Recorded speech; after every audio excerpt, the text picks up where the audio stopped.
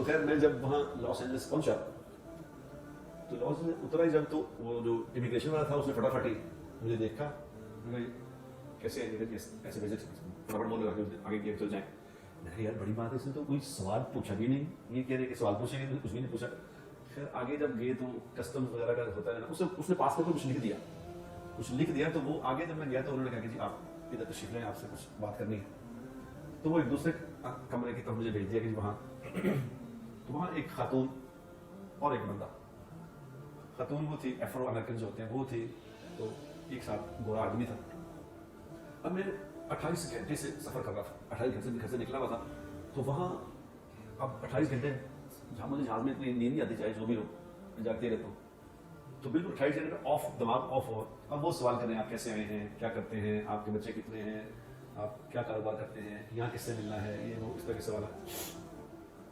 تو میں جواب دیتا رہا. تو اللہ کی شان کے پھر اس عورت نے مجھ سے ایک سوال کر لیا, مجھے کہ آپ نے لباس کس طرح کا پہنا ہوا ہے, یہ مطلب کیا ہے یہ لباس, عجیب طرح کا ہے, تو کیا ہے اس میں. تو میں نے اسے کہا ایک بات بتاؤ تم کہ میرے اس لباس سے میرے جسم, اندر کا جسم کیسا ہے, تمہیں سمجھ آ رہی ہے اس بات کی کہ میں موٹا ہوں, پتلا ہوں, میرے ڈولے بڑے بڑے ہیں, کہ کمزور ہے, پیٹ بڑا ہے, چھوٹا ہے, سمجھ آ رہی کچھ. تو اس نے کہا سب کچھ نہیں سمجھ آ رہی.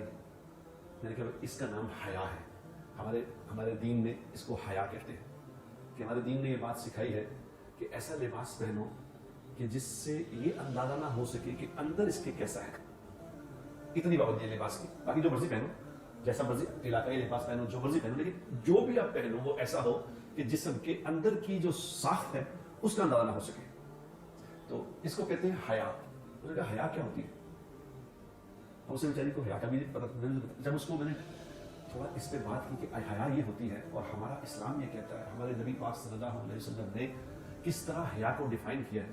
اب میں نے جو اس پہ بات کی اس سے, آپ یقین کریں وہ ایسے دونوں, وہ بندہ اور عورت ایسے ہو گئے جیسے کسی نے ان پہ کوئی جادو کر دیا, ہپناٹائز ہو گئے. تو اب میں نے جب تھک گیا, میں نے کہا میں تھکا ہوا بڑا, آپ اسے یہ سوال جواب کیوں کر رہے ہیں اتنے.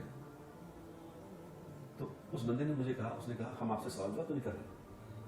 میں نے کہا یہ کیا کر رہے ہیں. اس نے کہا جو یہ آپ باتیں کر رہے ہیں اس کا ہمیں بڑا مزہ آ رہا ہے, ہمارا دل نہیں کرتا کہ آپ جائیں, ہمارا دل کرتا کہ آپ بس بولے, ہم سن رہے ہیں آپ کی بات. میں ہنسنے لگا, میں نے کہا یار تم لوگ مزے لے رہے ہو, میں 28 گھنٹے سے جاگا ہوں.